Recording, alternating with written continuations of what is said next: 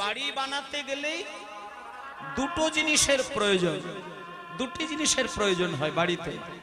সেটা হচ্ছে সুন্দর করে একটা বাথরুমের দরকার হয় আর একটা ঠাকুর ঘরের দরকার হয়। মানে নিজস্ব বেডরুমে যদি টাইলস বা মার্বেল নাও বসানো হয়, বাথরুম আর ঠাকুর ঘর এই দুটো কিন্তু চকচকে ঝকঝকে রাখা হয়। এটা আমাদের একটা সুন্দর মনের একটা আনন্দের ব্যাপার।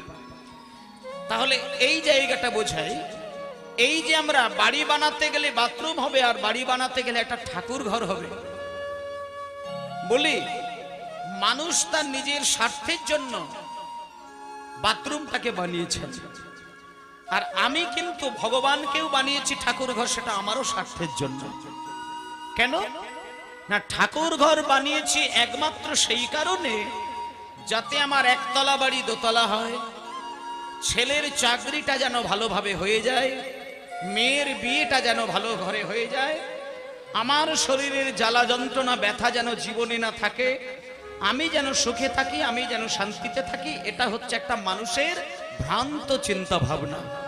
কিন্তু বলি মায়েরা, যখন মন্দির বানাবেন এই চিন্তা নিয়ে মন্দির বানাবেন না। মানুষ ভগবানের কাছে স্বার্থের জন্য হাত বাড়ায়। ভগবানকে যদি স্বার্থের কামনা বাসনা দেখিয়ে কেউ ভগবানকে বানায় বা সেবা করে, তাতে ভগবান জ্বালা যন্ত্রণা আরো বাড়িয়ে দেয়। ঈশ্বরকে উপাসনা করতে গেলে আমার বাতের ব্যথা সারিয়ে দাও, আমার 5 তলা বাড়ি বানিয়ে দাও, আমার একটাই সন্তান ভালো চাকরি তৈরি করে দাও, আমার সংসারে টাকা পয়সা রোজগার বাড়িয়ে দাও, এটি নয়। এই জায়গাটা আমাদের ভুল হয়ে যাচ্ছে।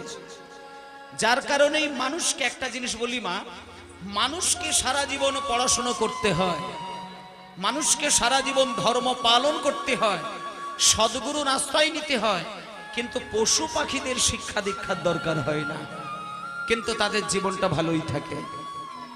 মানুষ সারা জীবন স্কুল কলেজে পড়াশোনা করেও মানুষের কেন এত জ্বালা, এই আসল তত্ত্বটা জানতে হবে। মানুষ সারা জীবন জ্ঞান সঞ্চয় করে, সারা জীবন, মৃত্যুর আগের দিন পর্যন্ত মানুষকে জ্ঞান নিতে হয়, কিন্তু কোনো পশু পাখিকে তো জ্ঞান নিতে হয় না। তাহলে মানুষের এত জ্ঞান নেওয়া সত্ত্বেও মানুষ কেন এত কষ্টে থাকে, এইটা জানতে হবে। এটাই চৈতন্যদেব জানানোর জন্য আজ থেকে 500 বছরেরও বেশি আগে জন্ম নিয়েছিলেন বাংলায়। মায়েরা, একমাত্র মানুষকে লেখাপড়া শিখতে হয়, বাকি এ বিশ্বের কোনো প্রাণীকে লেখাপড়া শিখতে হয় না। তবুও দেখো, মানুষের যা জ্বালা একটা গরু বাছুরের এত জ্বালা নেই, পশু পাখির এত জ্বালা নেই, বাঘ সিংহ হাতি ঘোড়া কারোর এত যন্ত্রণা নেই, শুধু যন্ত্রণা মানুষের। তার কারণটা কি জানেন? মানুষ হচ্ছে মনোমুখী আর সমস্ত প্রাণীরা হচ্ছে ধর্মমুখী। যদি কেউ বলে যে মানুষ ধর্ম পালন করে, তাহলে ভুল। মানুষ ধর্ম পালন করে না, পশু পাখিরা ধর্ম পালন করে। আস্তে তত্ত্বগুলো জানতে হবে। মানুষ ধর্মমুখী নয়, মানুষ হচ্ছে মনোমুখী। মানুষ মনের মর্যাদা বেশি দেয়, মনের সম্মান বেশি দেয়, মনের গুরুত্বটা বেশি দেয়, কিন্তু পশু পাখিরা মনের গুরুত্ব দেয় না, পশু পাখিরা ধর্মের গুরুত্ব দেয়। যেমন আমি উদাহরণ দিয়ে দিচ্ছি, আপনি যদি একটা গরুকে 6 মাস ধরে খেতে না দেন, ভালো করে সিদ্ধান্তটা নেবেন, আপনার গরুকে যদি 6 মাস খেতে না দেন, গরু খাবার জন্য চিৎকার করে করে করে করে করে করে করে করে দেখবে লুটিয়ে যাবে।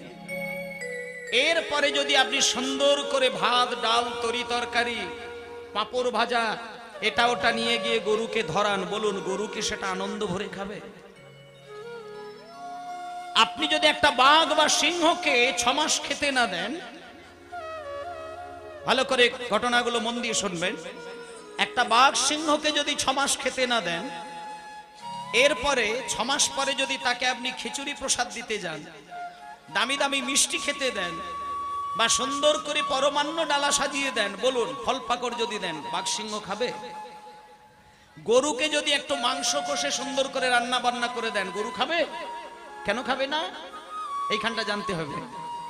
গরুকে সুন্দর করে একটা রান্না করে খাবার থালা দিলে, মাংসের ডালা দিলে গরু খায় না, আর বাঘ সিংহকে সুন্দর করে খিচুড়ি প্রসাদ দিলে বাঘ সিংহ খায় না, তার কারণ বাঘ ধর্ম পালন করে। বাঘ জানে পেটে আমার যতই খিদে থাক, আমার যেটা খাবার আমি সেটাই খাবো, না খেতে পেয়ে মরবো তবু অপরের খাবার আমি খাবো না।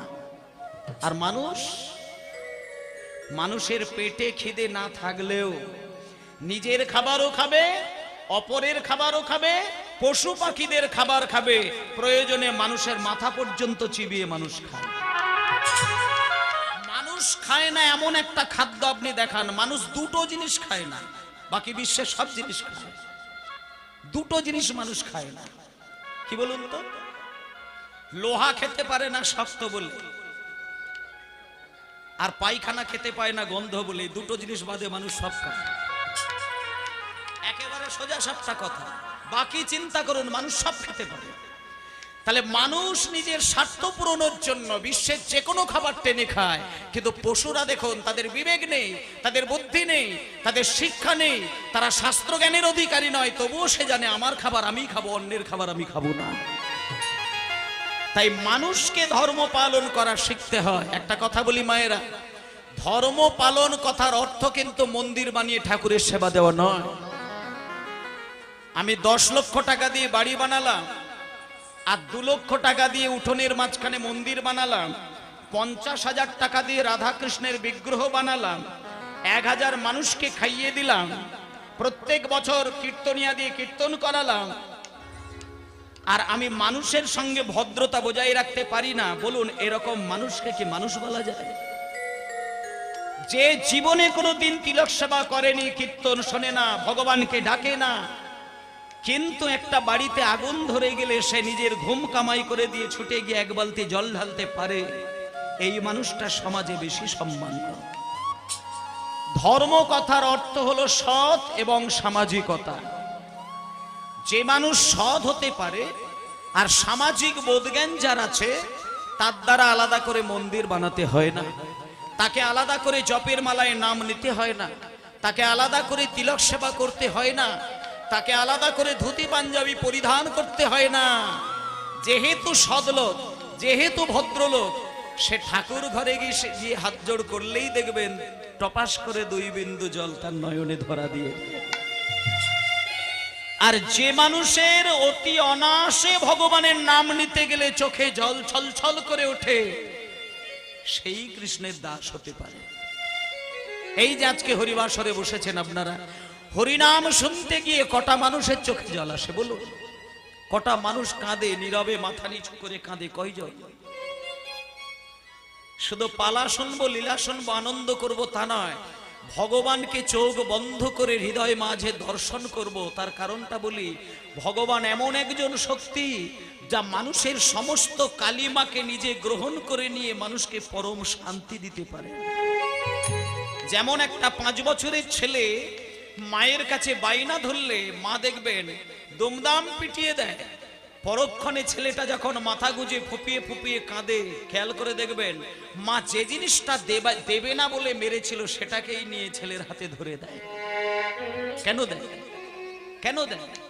কিছুক্ষণ আগেই চেয়েছিল বলে মারলো, পরক্ষণে সেটা নিয়ে ছেলেকে দিল, বাবা নে, বাবা নে। কেন? ওই একটা জিনিস সন্তানকে আঘাত করে, কিন্তু সন্তানের নয়নে জল দেখলে মা সহ্য করতে পারে না। কেন না? যে মা জননী 10 মাস গর্ভে ধরেছে, নিজের নারী ছেদন করে জন্ম দিয়েছে, যে ছেলেকে কোলে করে নিজের স্তন দুগ্ধ খাইয়ে মাথায় হাত বুলিয়ে এক সময় আদর করেছে, সেই সন্তানের চোখের জল কোনো মা সহ্য করতে পারে না। তেমনি ভাবে এই বিশ্ব ব্রহ্মাণ্ডের মালিক ভগবান, প্রত্যেকেই আমরা তার সন্তান।